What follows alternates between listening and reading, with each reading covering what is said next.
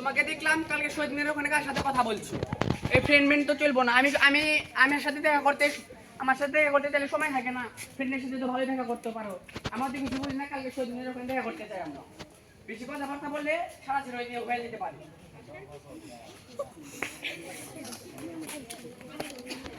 ধর আগা আগা আগা আগা আগা মার মার মার ইনমিরে মার কিল কর গাছের পিছনে একটা মার। আরে ঘোড়া নিমের ফোন লাগ যা হে ফোন ভাঙার হচ্ছে না বাবা কিনে দিব না হে মার আগা আগা আগা রিভাইভ দে ওই আফা তোর মা ডাকে তোর মা ডাকে চেন্ত লোক নিয়ে তোর তো ওকে নিয়ে যা মার কাছে আমার উঠবে। চল চল আগা আগা আগা মার দে মারলো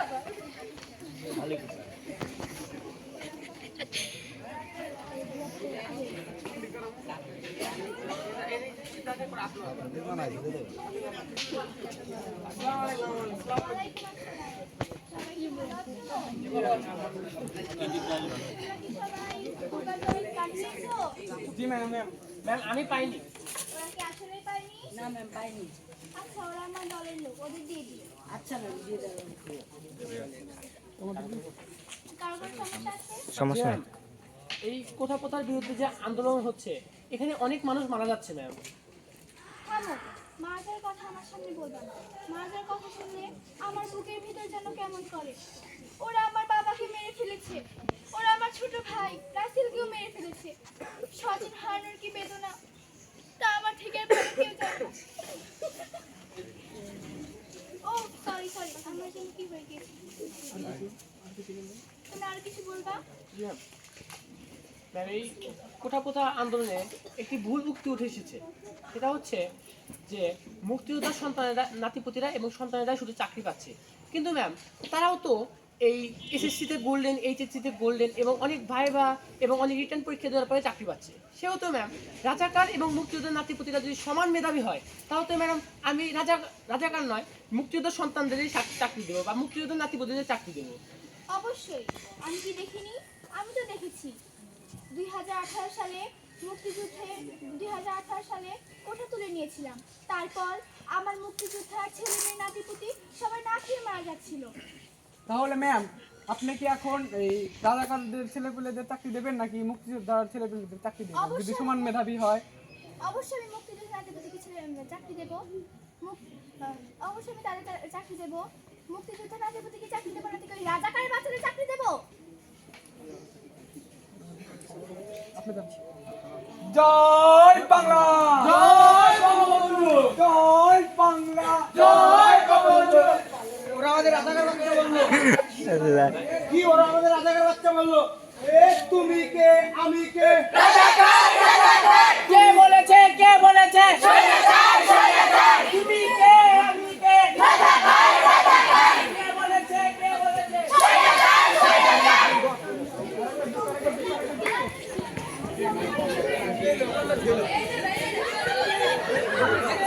কি হইলো?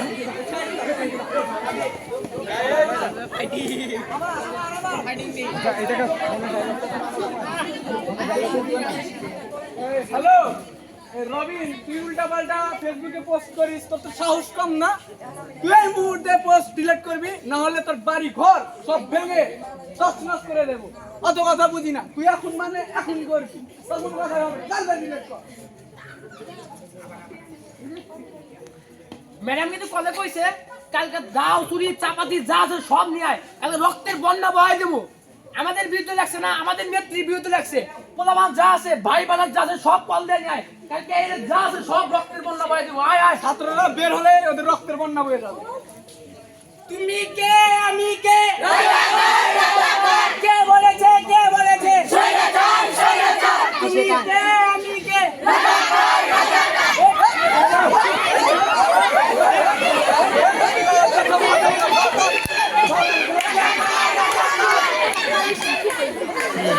আমাকে মারা শ্বাস পাবে না।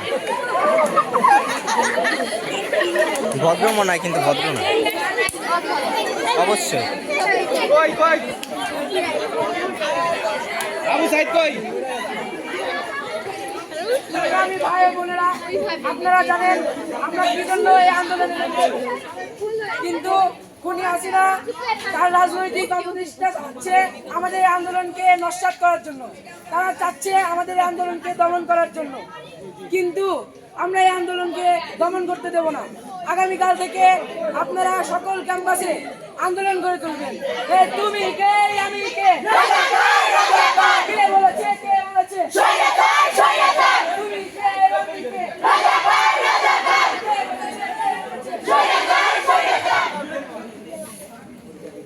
এইদিকে এইদিকে এইদিকে এদিক এদিক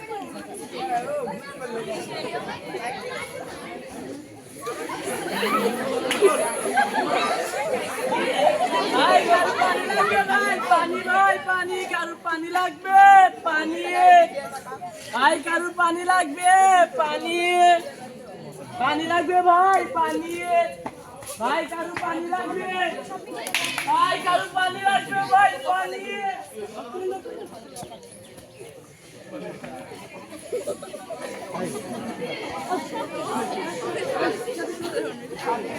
আল্লাহ তুমি কে, আমি কে, তুমি কে?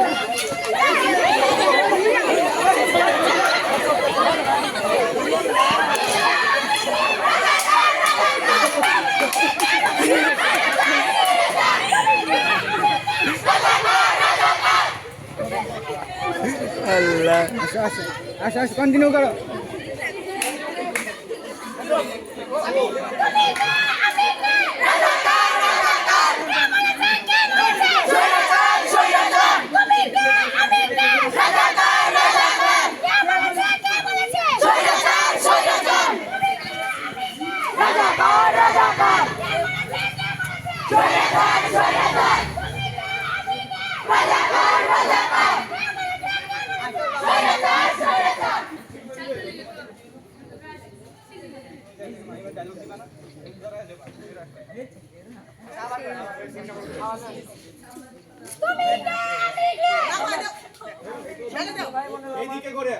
এদিক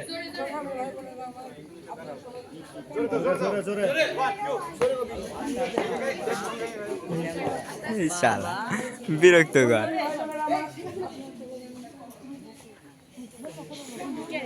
বলে না কে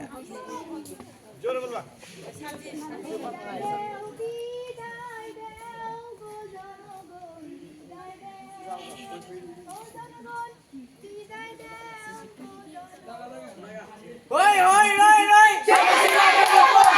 ওই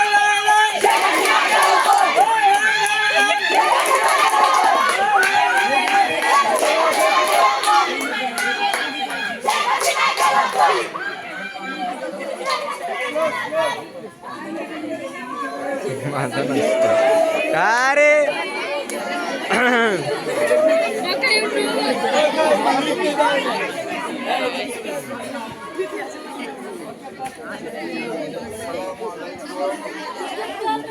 চুপ,